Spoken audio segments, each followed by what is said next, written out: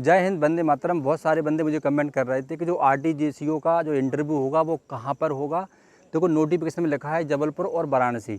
तो क्या इस बार साक्षात्कार में कुछ अलग से होगा क्या? बहुत सारे बंदे मुझे कमेंट कर रहे थे कि गुरुजी ये बताइए कि साक्षात्कार में इस बार ढील होगी या कठोरता आएगी या सरलता आएगी।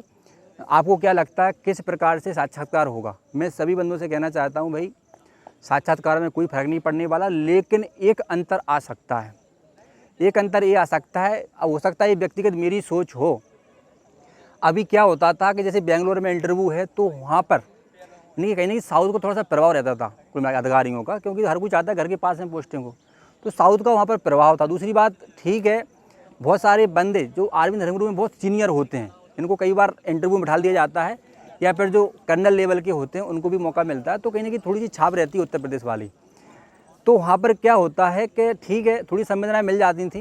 दूसरी बात ये है कि वहाँ पर जाना कुछ भेदभाव जैसी कोई स्थिति नहीं थी कि किसको लेना किसको नहीं लेना। लेकिन उत्तर भारत में अगर इंटरव्यू होता है तो ये मेरी व्यक्तिगत सोच है, मैं नहीं बोल रहा हूँ कि वो अपने धर्म का पालन नहीं करेंगे, लेकिन कहीं ना कहीं मुझे ऐसा लगता है थोड़ा सा फर्क इंटरव्यू पे इस बार पड़ने वाला है। मैं आपको डीमोटिवेट नहीं कर रहा हूँ, इसलिए मैं आपको सजग कर रहा हूँ पहले से कि भाई अब मैं खुलकर नहीं बोल रहा हूँ, संकेत रूप में बोल रहा हूँ, आप समझ जाओ यहाँ पर इंटरव्यू थोड़ा सा कठोर हो सकता है भाई। इसलिए हो सकता है क्योंकि आप पूर्णतः उत्तर भारत में खड़े होंगे उस समय, और कहीं ना कहीं स्टाफ आसपास का ही होगा, तो भाई वो आपकी उधेड़ के रख देगा महाराज, मैं बता रहा हूँ। अभी वो 7% 8% पर आपका फैसला कर देते थे, अब हो सकता है कि यहाँ पर वो आपको आधा घंटे तक डांस कराएं महाराज, यानी कि यहाँ पर वो आपको आकलन करेंगे, मेरा मतलब ये है। तो इस बार इंटरव्यू थोड़ा सा कठोर हो सकता है, इस बात को विशेष ध्यान रखना। अभी आप बेंगलोर में नंबर 80 और 70 के आसपास पा लेते थे, यहाँ पर थोड़ा सा इतने नंबर पाना थोड़ा सा मुश्किल होगा। अब आप बोलोगे ऐसा क्या फ़र्क पड़ने वाला, ऐसा क्या होगा? देखो भैया ध्यान रखना, जब बंदे एक जैसे बैठते हैं एक ही जगह, जब उनकी भाषा माचा सब एक जैसी होती है, थोड़ा सा वहाँ पर प्रश्न चिन्ह जाना लगते हैं, यानी कि साक्षात्कार पर। समझो मेरी बात को मैं क्या बोल रहा हूँ। तो यहाँ पर थोड़ा सा आप लोगों को मेहनत करनी पड़ेगी। जो अदर कास्ट के बंदे हैं मैं उनसे कहना चाहता हूँ भैया जोरदार मेहनत करना आप लोग, क्योंकि बनारस पूरा संस्कृत का क्षेत्र है और वहाँ पे एक से एक विद्वान। मैं नहीं बोल रहा हूँ कि बनारस के बैठेंगे, वो तो पता है मुझे, बाहर के ही आएंगे वहाँ पर, लेकिन कल्चर का माहौल का महाराज एक प्रभाव पड़ता है। देखो भाई, हर एक आरटीजीएससीओ कहीं ना कहीं यूपी से जुड़ा हुआ है। पूरे सेना में जितने आरटीजीएससीओ हैं कहीं ना कहीं यूपी के किसी न किसी भाग से जुड़े हुए हैं, उन पर वो प्रभाव रहता है। तो मेरा मतलब ये है कि भाई उनका नॉलेज भी बहुत अच्छा होता है, गजब का होता है। तो इस बार साक्षात्कार में थोड़ी सी कठोरता आएगी, इसलिए आप अपनी पूरे बुद्धि योग के माध्यम से अपने साक्षात्कार की तैयारी करना। फिजिकल जिस बंदे का हो गया है, मेडिकल हो गया है, वो फालतू टाइम वेस्ट मर गया, पूरी ताकत लगा दे भैया साक्षात्कार में। और अगर आप हमसे नहीं जुड़े हो तो हमसे जुड़ जाओ, हमें पूरा विश्वास है कि हम आपको आराम से साक्षात्कार पार करा सकते हैं। साक्षात्कार की जो भैया नैया है वो आराम से आप पास कर जाओगे, क्योंकि भाई 1-1.5 घंटे में जो क्लास लेता हूँ उसमें मुझे पता है आज मेरा घी निकल जाता है पूरा। बहुत मेहनत पड़ती है, सिर में दर्द होने लगता है, छाती में दर्द होने लगता है बोलते बोलते, लेकिन मेरा पूरा प्रयास रहता है कि भाई बंदे को मौका मिला तो भाई पूरी ताकत लगा दो, है ना। बाद में भले हमें कुछ ना मिले वो अलग बात है महाराज, लेकिन आप लोगों का भला हो जाता है, हमें उसी में शांति मिल जाती। तो इस बार साक्षात्कार का झंडा आप लोगों का बनारस और जबलपुर में फहराने वाला है। तो भाई यहाँ पर थोड़ा सा इंटरव्यू आप लोगों को कठोर हो सकता है, क्योंकि उनको देखो लड़के बांट दिए गए, ठीक है। कुछ बंदे कहाँ रहेंगे, बेंगलोर में भी रहेंगे, कुछ बंदे बनारस में भी रहेंगे, कुछ बंदे जबलपुर में, तो 3 विभाग मान लो, ठीक है। अब आप बोलोगे बेंगलोर में भी होगा क्या? क्यों नहीं हो सकता भाई, वहाँ भी बोर्ड रखेंगे। तो 3 जगह अगर साक्षात्कार होगा आपका तो उनको अच्छा खासा समय मिलेगा आपको चयन करने का। अभी बेंगलोर में इनको प्रेशर होता था कि हमें बंदे इतने दिन में इनको इंटरव्यू देके ख़त्म करना है कुल मिला के। अब यहाँ पे ऐसा कुछ नहीं होगा, वो आराम से 2-2 बंदे बुलाएंगे, 3-3 बंदे बुलाएंगे भाई, और आपको अच्छे से इंटरव्यू लेंगे एक आधा घंटे तक।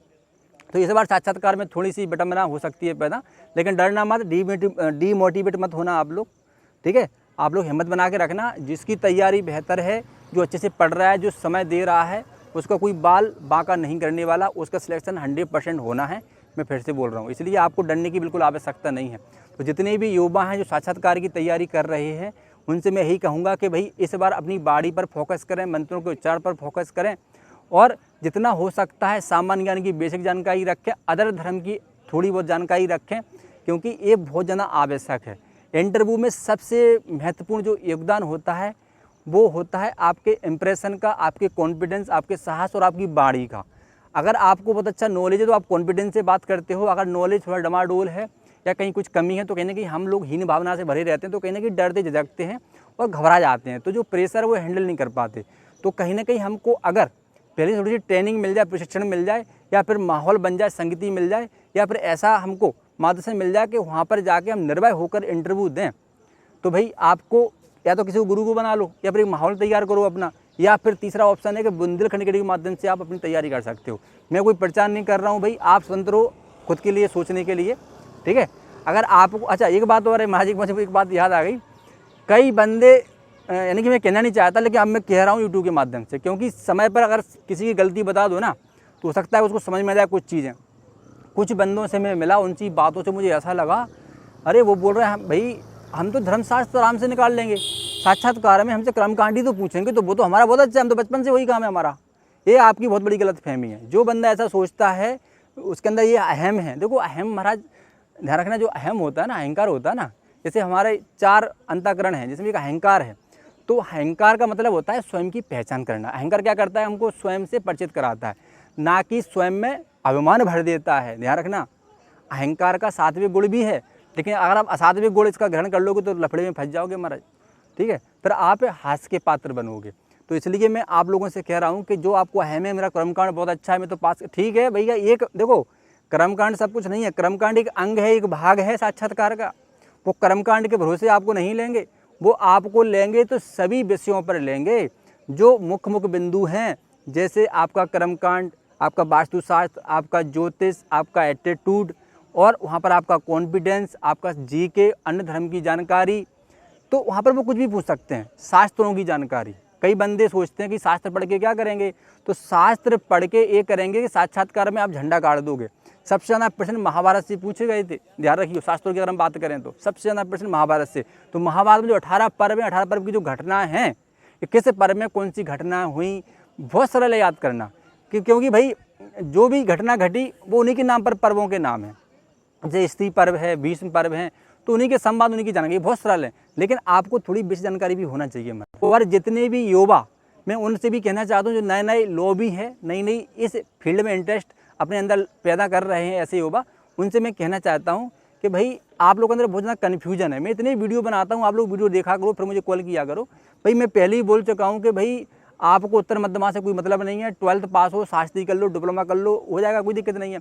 जहाँ तर बंदे मुझे फ़ोन लगाते हैं, साहब मेरी बीए में संस्कृत है और मैं डिप्लोमा कर लूँ तो मेरा क्या हो जाएगा, बिल्कुल नहीं हो पाएगा। मैं हमेशा बोलते रहता हूँ, आपको आचार करना ही पड़ेगा, डिप्लोमा करना पड़ेगा, ठीक है। बहुत सारी बातें हैं, वीडियो लंबा हो रहा है, मैं ज़्यादा बात नहीं करूँगा। आप लोग कमेंट जरूर करना ये वीडियो आपको कैसा लगा। जय हिंद, वंदे मातरम।